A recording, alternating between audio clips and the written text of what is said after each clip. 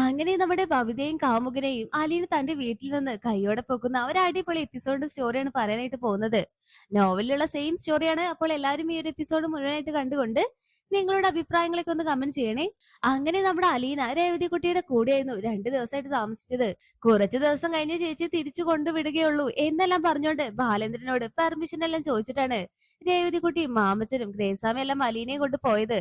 അങ്ങനെ 2 ദിവസം കഴിയുമ്പോ തന്നെ അലീന തിരിച്ച് കടപ്പാട്ടൂരിലേക്ക് തന്നെ വരുന്നുണ്ട്.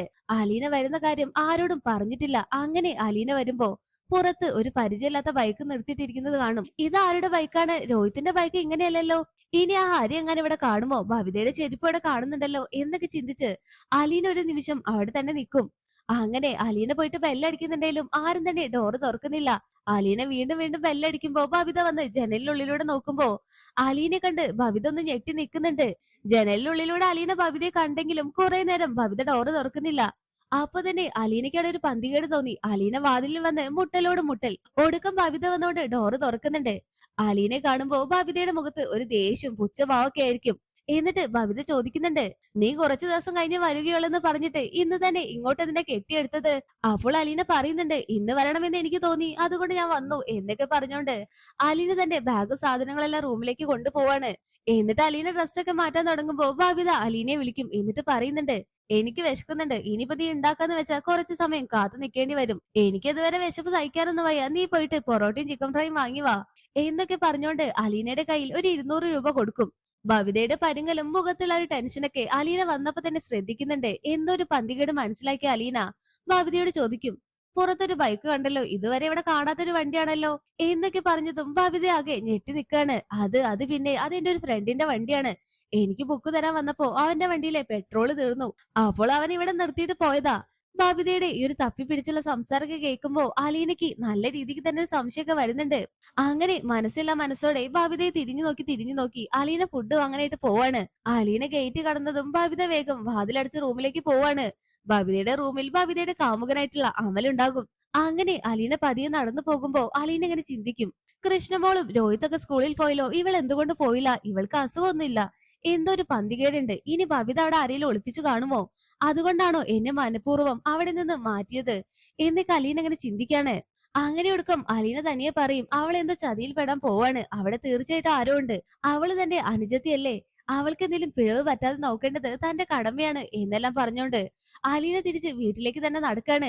അങ്ങനെ വീട്ടിലെത്തിയ ശേഷം അലീന പതിയെ ശബ്ദം ഉണ്ടാക്കാതെ അടുക്കള വാതിൽ വഴി അകത്തേക്ക് കയറുന്നുണ്ട്. എന്നിട്ട് ഹാളിൽ എത്തുമ്പോൾ മുകളിലെ റൂമിൽ നിന്നും ഒരു പുരുഷന്റെ ശബ്ദവും ഭവിതയുടെ ചിരിയെല്ലാം കേൾക്കും. ഇത് കേട്ടതോടെ അലീന വേഗം മുകളിലേക്ക് കയറിപ്പോകും. എന്നിട്ട് ഭവിതയുടെ റൂമിന്റെ പുറത്ത് നിൽക്കുമ്പോ ഭവിത ഒരു പുരുഷനുമായിട്ട് സംസാരിക്കുന്നത് അലീന നല്ല വ്യക്തമായിട്ട് കേൾക്കാണ്. അങ്ങനെ അലീന ബബിതയുടെ റൂമിന്റെ ഡോറിൽ ഇങ്ങനെ മുട്ടുന്നുണ്ട്. അപ്പോഴൊന്നും ബബിത ഡോറ് തുറക്കില്ല. ഒടുക്ക അലീന ഇങ്ങനെ മുട്ടിക്കൊണ്ടേ നിൽക്കുമ്പോ ബബിത വാതിൽ കുറച്ച് തുറന്ന് തലയും പുറത്തേക്കിട്ട് നോക്കും.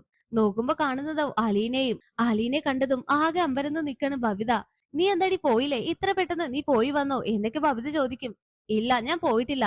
അതെന്താടി നീ പോവാത്തെ? നീ എങ്ങനെ അകത്ത് കയറി? ഞാൻ ഡോറെല്ലാം ലോക്കാക്കിയതാണല്ലോ. ഹോ, അതൊക്കെ അവിടെ നിക്കട്ടെ, മോളാദ്യം ഡോറൊന്ന് തുറന്നേ എന്ന് അലീന പറയാണ്. എന്താ ഡോറ് തുറക്കാനോ? ഞാൻ എന്തിനാണ് എന്റെ റൂമിന്റെ വാതിൽ നിന്നെ തുറന്നു കാണിക്കുന്നേ? എനിക്ക് സൗകര്യമില്ല എന്നൊക്കെ ബബിത അവിടെ തറപ്പിച്ച് പറയും. അപ്പോൾ അലീന ചോദിക്കുന്നുണ്ട്, നിന്റെ റൂമിനകത്ത് ആരാണുള്ളത്? ഒരു പുരുഷന്റെ സംസാരം ഞാൻ കേട്ടല്ലോ. ഹോ, അത് പിന്നെ ഞാൻ സിനിമ കാണുകയായിരുന്നു. ഇവിടെ ഒന്നും ആരുമില്ല, നീ പോയിട്ട് ഞാൻ പറഞ്ഞ സാധനങ്ങളെല്ലാം വാങ്ങാൻ നോക്ക് എന്നൊക്കെ ബബിത പറയുമ്പോൾ അലീന ബബിതയുടെ റൂമിലേക്ക് എത്തി നോക്കുന്നുണ്ടെങ്കിലും ബബിത പകുതി മാത്രമാണ് തുറന്നത്. അതുകൊണ്ട് തന്നെ അലീനയ്ക്ക് ഒന്നും അങ്ങോട്ട് കാണാൻ പറ്റുന്നില്ല. ഒടുക്കം ബബിത ഡോറ് തുറക്കില്ലെന്ന് മനസ്സിലായത് കൊണ്ട് തന്നെ അലീന ബബിതയെ പിടിച്ചു മാറ്റി റൂമിലേക്ക് കണ്ട് കയറാണ്. എന്നിട്ട് റൂമിനകത്തേക്ക് കയറുമ്പോ ഒറ്റ നോട്ടത്തിൽ ആരെയും കാണാൻ പറ്റില്ല. പിന്നീട് എല്ലാം മുക്കും മൂലയിൽ നോക്കുമ്പോ അലമാരയുടെ ഒരു സൈഡിൽ ഒരാളുടെ നിഴല് കാണും. എന്നിട്ട് അലീന ചോദിക്കുന്നുണ്ട്, ആരാത് എന്നൊക്കെ ചോദിക്കുമ്പോ ബബിതയുടെ കാമുകൻ അമൽ അവിടെ ഒന്നും മിണ്ടാതെ കണ്ണടച്ച് നിൽക്കുന്നുണ്ടാകും. ഒടുക്ക അലീന അങ്ങോട്ട് പോയി നോക്കുമ്പോ അത് ബബിതയുടെ കാമുകൻ അമലായിരിക്കും. അമലിനെ കണ്ടപ്പോ തന്നെ അലീനയ്ക്ക് കാര്യം മനസ്സിലായി. ഇവനെ മുമ്പൊരിക്കൽ ഞാൻ ഇവിടെ വെച്ച് കണ്ടതാണല്ലോ. ഹോ, ഇത് അവൻ തന്നെ. എന്നിട്ട് അലീന ചോദിക്കും, നീ എന്താ ഇവിടെ? അത് പിന്നെ ഞാൻ ബബിതയുടെ കയ്യിൽ നിന്ന് കുറച്ച് നോട്ട്സ് എല്ലാം വാങ്ങാൻ വേണ്ടി വന്നതാണ്. ഹോ, എന്നിട്ട് ഇത്ര നേരായിട്ട് നീ നോട്ട് വാങ്ങി കഴിഞ്ഞില്ലേ? ആരുമില്ലാത്ത സമയത്ത് ഒരു പെൺകുട്ടിയോടൊപ്പം മുറിയിൽ കയറി ഇരുന്നാണോ നീ നോട്ടെല്ലാം വാങ്ങുന്നത് എന്നൊക്കെ ദേഷ്യത്തോടു കൂടി അലീന ചോദിക്കും. അന്നേരം അമല് പറയുന്നുണ്ട്, നീ ആരത് ചോദിക്കാൻ? നീ ഇവിടുത്തെ സെർവന്റ് അല്ലേ? അല്ലടാ, ഞാൻ ഇവിടുത്തെ സെർവന്റ് മാത്രല്ല, ഇവളുടെ ചേച്ചി കൂടിയാണ്. നിന്നെ അന്ന് കണ്ടപ്പോ തന്നെ എനിക്കൊരു പന്തികേട് തോന്നിയതാ. എന്തായാലും മോനൊന്ന് പുറത്തേക്ക് ഇറങ്ങിക്കേ. ഇനി നിങ്ങൾക്ക് സംസാരിക്കാനോ പഠിക്കാനോ അങ്ങനെ എന്താണെങ്കിലും അത് ഹാളിലോ സിറ്റൗട്ടിലോ ഇരുന്നിട്ട് മതി. അല്ലാതെ റൂമിൽ കയറി വാതിലടച്ചിങ്ങനെ ഇരിക്കുന്നത് അത്ര നല്ലതല്ല എന്നൊക്കെ അലീന പറയുമ്പോ അമല് ഭവിതയെ നോക്കിയ ശേഷം ഞാൻ പോകുന്നു എന്നും പറഞ്ഞോണ്ട് അമൽ അങ്ങ് പോകും. ഭവിതയ്ക്ക് അപ്പൊ ദേഷ്യം പിടിക്കുന്നുണ്ട്. ഭവിത അലീനോട് പറയും നിനക്ക് സമാധാനായല്ലോ എന്നെല്ലാം പറഞ്ഞോണ്ട് അലീന അങ്ങ് തുറിച്ചു നോക്കാണ്. അപ്പോൾ അലീന പറയും നീ എന്നെ തുറിച്ചു നോക്കണ്ട. നിന്റെ നല്ലതിനല്ല മോളെ ഞാൻ ഈ പറഞ്ഞത്. നീ പോയി ചെയ്തത് ശരിയാണെന്ന് മോക്ക് തോന്നുന്നുണ്ടോ? ഞാൻ എന്ത് തെറ്റാടി ചെയ്തത്? എന്റെ ഒരു ഫ്രണ്ട് എന്നെ കാണാൻ വേണ്ടി വീട്ടിൽ വന്നതാണോ ഞാൻ ചെയ്ത തെറ്റ്? എന്നൊക്കെ ഭവിത ചോദിക്കുമ്പോ അലീന പറയുന്നുണ്ട്. വീട്ടിൽ ആരുമില്ലാത്ത സമയത്താണോ മോളെ നീ ഫ്രണ്ടൊക്കെ കാണാൻ വേണ്ടി വരുന്നത്? പിന്നെ നീയുള്ള സമയത്ത് മാത്രാണോ എന്റെ ഫ്രണ്ട്സിനെ ഇങ്ങോട്ട് വിളിക്കാൻ പാടുള്ളൂന്നുണ്ടോ? കൊച്ചമ്മയാണല്ലോ ഇവിടുത്തെ കാര്യങ്ങൾ മൊത്തം തീരുമാനിക്കുന്നത് എന്നൊക്കെ ഭവിത ഒരു പുച്ഛഭാവത്തോടു കൂടി പറയുമ്പോ അലീന ചോദിക്കും നിങ്ങൾക്ക് ഈ ഹാളിൽ ഇരുന്ന് സംസാരിച്ചാൽ എന്തായിരുന്നു കുഴപ്പം? അത് പിന്നെ നീ വരുന്നത് വരെ ഞാനും അമലും ഹാളിൽ ഇരുന്നാണ് സംസാരിച്ചത്. നീ വന്നപ്പോഴാണ് പിന്നെ അവർ റൂമിലേക്ക് പോയത് എന്ന് ഭവിത പറയുമ്പോ അലീന ചോദിക്കും ഞാൻ വന്നെന്ന് വെച്ച് നിങ്ങൾ എന്തിനാണ് റൂം അടിച്ചിട്ട് സംസാരിക്കുന്നത്? നീ നിന്റെ ഫ്രണ്ടിനൊപ്പം ഹാളിൽ ഇരുന്ന് സംസാരിക്കുന്നത് കണ്ടാൽ എനിക്കൊന്നും തോന്നില്ലായിരുന്നു. പക്ഷെ നീ ചെയ്തത് എന്നെ ഫുഡ് വാങ്ങാൻ പറഞ്ഞയച്ച് അവനൊപ്പം റൂമിലിരുന്ന് ചിരിച്ചു കളിച്ച് സംസാരിക്കുന്നു. എന്നിട്ട് ഞാൻ വരുന്നതിന്റെ മുന്നേ അവനെ പറഞ്ഞയക്കാനല്ലായിരുന്നോ നിന്റെ പ്ലാന്? അതേടി അത് തന്നെയായിരുന്നു. നീ എന്ത് ചെയ്യും എന്നൊക്കെ ഭവിത ചോദിക്കുമ്പോ മോളെ നീ ഇപ്പൊ കാണിക്കുന്നത് ശരിയല്ല. നീ ഒരു ചതിയിൽ പോയി വീഴരുത്. ഇത് എന്റെ സ്ഥാനത്ത് നിന്റെ അച്ഛനാണ് കാണുന്നതെങ്കിൽ അവനെ പിന്നെ ഇവിടുന്ന് ജീവനോടെ പുറത്തേക്ക് അയക്കുമോ? നീ അതൊന്ന് ആലോചിച്ച് നോക്ക്. നീ എന്താടി എന്നെ ബ്ലാക്ക്മെയിൽ ചെയ്യാൻ നോക്കാണോ? അങ്ങനെയൊന്ന് പേടിപ്പിച്ചാൽ പേടിക്കുന്നവളല്ലേ ഭവിത. അതിന് ഞാൻ എന്തിനാ മോളെ നിന്നെ ബ്ലാക്ക്മെയിൽ ചെയ്യുന്നത്? നീ കരുതുന്ന പോലെ എനിക്ക് നിന്റെ അടുത്ത് ദേഷ്യവും വൈരാഗ്യവും ഒന്നുമില്ല. മറിച്ച് സ്നേഹം മാത്രമേ ഉള്ളൂ. ഞാൻ നിന്നെ എന്റെ അനുജത്തിയായിട്ടാണ് കാണുന്നത്. ഞാനിപ്പോൾ അവനോട് അങ്ങനെ ദേഷ്യപ്പെടാൻ പോലും കാരണം നിന്റെ നന്മയ്ക്കാണ് മോളെ. ഞാൻ നിന്നെ ബ്ലാക്ക്മെയിൽ ചെയ്യുന്നു എന്ന് നീ കരുതേണ്ട. ഞാൻ ഒരിക്കലും ഈ ഒരു കാര്യം അച്ഛനോട് പറയില്ല എന്ന് കലീന പറയുമ്പോ ഭവിത ഒരു പുച്ഛഭാവത്തോടെ പറയും നീ പോയി പറയടി. നീ പറഞ്ഞാലും എനിക്കൊരു ചുക്കുമില്ല. നീ എന്റെ അച്ഛനെ മയക്കിയെടുത്തവളല്ലേടി. എന്നിട്ട് എന്നെ ഗുണദോഷിക്കാൻ വരണ്ട. നീയും അച്ഛനും തമ്മിലുള്ള ഒളിച്ചുകളിയൊക്കെ ആരും അറിയുന്നില്ലെന്ന് നീ കരുതേണ്ട. എല്ലാം ഞങ്ങളെല്ലാം അറിയുന്നുണ്ടടി എന്നൊക്കെ പറഞ്ഞ് വളരെ മോശമായിട്ട് ബബിത അലീനയും ബാലേന്ദ്രനെയും വെച്ച് മോശമായിട്ട് സംസാരിക്കാണ്. ഇത് കേട്ടതും അലീനയുടെ പൊട്ടി കരയുന്നുണ്ട്. എന്നിട്ട് ബബിതയോട് ചോദിക്കും നീ എന്തറിഞ്ഞിട്ടാ മോളെ ഇങ്ങനെയൊക്കെ പറയുന്നേ? എന്നെ എന്ത് വേണേലും പറഞ്ഞോ, പക്ഷെ അച്ഛനെ കുറിച്ച് ഇങ്ങനെയൊന്നും പറയരുത്. ഞാനും അച്ഛനും തമ്മിലുള്ള ബന്ധം എന്തെങ്കിലും നീയൊക്കെ അറിയും.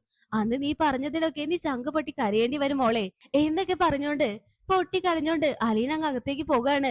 അപ്പോഴൊക്കെ ബബിതയുടെ മുഖത്ത് അലീനയോട് ഒരു ദേഷ്യവും പുച്ഛഭാവൊക്കെ ആയിരിക്കും. അങ്ങനെ പിന്നീട് കുറച്ചു സമയം കഴിയുമ്പോ മനു അങ്ങോട്ട് വരുന്നുണ്ട്. അപ്പോൾ ഹാളിൽ ബബിത ഉണ്ടാകും. ബബിതയെ കണ്ട് മനു ചോദിക്കും എടി മോളെ ഇവിടെ വേറെ ആരുമില്ലേ? അച്ഛനും കൃഷ്ണമോളും രോഹിത്തൊക്കെ എവിടെ? ഹോ അവരെവിടെ ഇല്ല മനുവേട്ടാ, അച്ഛൻ ഷോപ്പിൽ പോയതാ. കൃഷ്ണമോളും രോഹിയേട്ടനും ക്ലാസ് കഴിഞ്ഞിട്ട് എത്തിയിട്ടില്ല. അപ്പൊ മനു ചോദിക്കും നീ തനിച്ചാണോ മോളെ ഇവിടെ? അലീന ഇല്ലേ? ആ ഉണ്ട്, ആ മാരണം ഇന്ന് രാവിലെ തന്നെ ഇങ്ങോട്ട് കെട്ടിയെടുത്തിട്ടുണ്ട്. അവള് വന്നപ്പോ മുതൽ റൂമിൽ തന്നെയാണ് എന്നൊക്കെ ബബിത പറയും. അപ്പൊ മനു ഇങ്ങനെ ചിന്തിക്കുന്നുണ്ട് അവള് സാധാരണ മുറിയിൽ ഒതുങ്ങിക്കൂടുന്ന ഒരാളല്ലല്ലോ, ഏതു നേരവും കിച്ചണിലാണല്ലോ എന്നൊക്കെ മനസ്സിൽ പറഞ്ഞ് മനു അലീനയുടെ റൂമിലേക്ക് പോകും. അന്നേരം ഭവിത തന്നെ കാമുകൻ അമല് ഫോൺ ചെയ്തപ്പോ അവനുമായിട്ട് സംസാരിക്കാനായിട്ട് മുകളിലേക്ക് പോകുന്നുണ്ട്. അവരവിടെ ഫോൺ ചെയ്തോണ്ട് ഒരേ സംസാരായിരിക്കും. അങ്ങനെ മനു അലീനയുടെ അടുത്ത് പോയിട്ട് ചോദിക്കും അലീന നീ എന്താ വല്ലാതെ ഇരിക്കുന്നേ? ഒന്നുമില്ല മനുവേട്ടാ. അതല്ലല്ലോ എന്തോ ഉണ്ട്, നിന്റെ കണ്ണൊക്കെ നിറഞ്ഞിട്ടുണ്ട്. നിന്നെ ആരെങ്കിലും വഴക്ക് പറഞ്ഞോ? ഇനി ബബിത വല്ലതും പറഞ്ഞോ എന്നൊക്കെ ചോദിക്കുമ്പോ അലീന പറയും ഇല്ല മനുവേട്ടാ, എന്നെ ആരും ഒന്നും പറഞ്ഞിട്ടില്ല. ചെറിയൊരു തലവേദന എന്നൊക്കെ പറഞ്ഞ് അലീന അവിടെ ഒഴിഞ്ഞു മാറാനായിട്ട് ശ്രമിക്കും. എന്നാ മനു വിടുന്നില്ല. നീ എന്നോട് മറച്ചു വെക്കേണ്ട.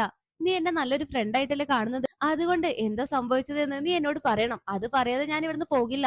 അല്ലെങ്കിൽ ഞാൻ ബാലേന്ദ്രൻ അങ്കിളിനെ ഇവിടേക്ക് വിളിച്ചു വരുത്തും എന്നൊക്കെ പറയുമ്പോ അയ്യോ വേണ്ട മനുവേട്ടാ ഞാൻ പറയാം എന്നൊക്കെ പറഞ്ഞ് അലീന നടന്ന കാര്യങ്ങൾ മൊത്തം മനുവിന്റെ അടുത്ത് പറയും.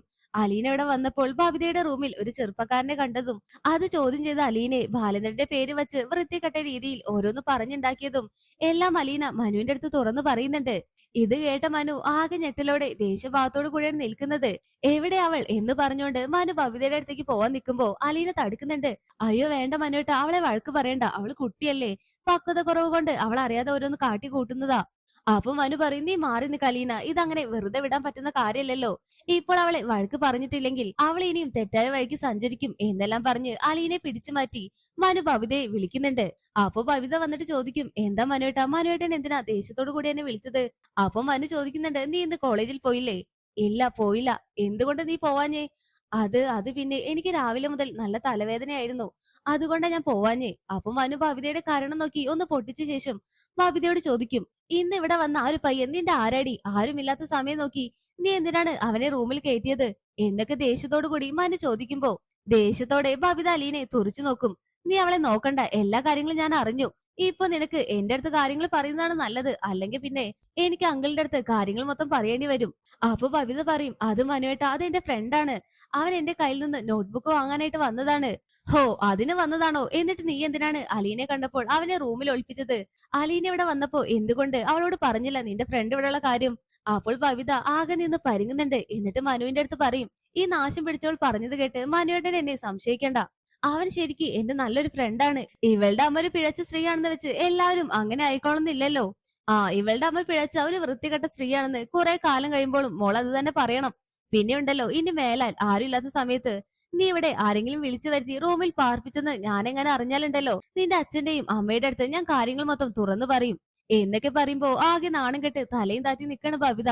ഒടുക്കം ഭവിത അലീനയുടെ ഒരു നോട്ടം നോക്കി ഭവിത അങ്ങ് മുറിയിലേക്ക് പോകുന്നുണ്ട്. അപ്പോൾ അലീന പറയും, അവളോട് ദേഷ്യപ്പെടണ്ടായിരുന്നു മനുവേട്ടാ. അവൾക്കിപ്പോ ദേഷ്യം വാശിയൊക്കെ കൂടിയിട്ടുണ്ടാകും. ഹോ, അതൊന്നും നീ കാര്യാക്കണ്ട. ഇപ്പോൾ അവളെ ചോദ്യം ചെയ്യാതെ വിട്ടാൽ അവള് പിന്നെ വലിയ ഏതെങ്കിലും കുടുക്കിൽ ചെന്ന് പെടും എന്നൊക്കെ മനു പറയുന്നുണ്ട്. അങ്ങനെ കുറച്ചു സമയം അലീനയുമായി സംസാരിച്ച് മനു അങ്ങ് പോവാണ്. പോകാൻ നേരം അലീന മനുവിനോട് പറയും, അച്ഛൻ ഇതൊന്നും അറിയരുത് മനുവേട്ടാ എന്നൊക്കെ അലീന പറയുമ്പോ മനു അലീനയ്ക്ക് വാക്ക് കൊടുക്കും, താനായിട്ട് ഇത് അച്ഛന്റെ അടുത്ത് പറയില്ല എന്ന്. അങ്ങനെ അതെല്ലാം പറഞ്ഞുകൊണ്ട് മനു അവിടുന്ന് പോവാണ്. പിന്നീട് കാണിക്കുന്നത് ഭവിത തന്റെ കാമുകനായിട്ടുള്ള അമലിനെ വിളിച്ച് കാര്യങ്ങൾ മൊത്തം പറയും. ആ നാശം പിടിച്ച അലീന നീ ഇവിടെ വന്ന കാര്യങ്ങൾ മൊത്തം മനുവിന്റെ അടുത്ത് പറഞ്ഞു. അവള് കാരണം മനുവേട്ടൻ എന്നെ തല്ലി. അപ്പോൾ അമല് പറയും, സാരമില്ല, അവൾക്ക് അധികം വൈകാതെ നമുക്കൊരു പണി കൊടുക്കാം. അവളെ വന്ന അന്ന് മുതൽ ഞാൻ നോട്ടം വിട്ടതാണ് എന്നൊക്കെ പറഞ്ഞ് ഭവിത അങ്ങ് സമാധാനിപ്പിക്കുകയാണ് അമല്. എന്തായാലും ഭവിത ഇനി അലീനെ വെറുതെ വിടില്ല. അലീനയോട് ഭവിത ചെയ്യുന്ന കൊടും ക്രൂരതകളെല്ലാം നിറഞ്ഞ അടിപൊളി എപ്പിസോഡുകളാണ് വരാനായിട്ട് പോകുന്നത്. അപ്പോൾ ഈ റിവ്യൂ ഇഷ്ടമായാൽ വീഡിയോ ലൈക്ക് ചെയ്യാനും ചാനൽ സബ്സ്ക്രൈബ് ചെയ്യാനും മറക്കല്ലേ ഫ്രണ്ട്സ്.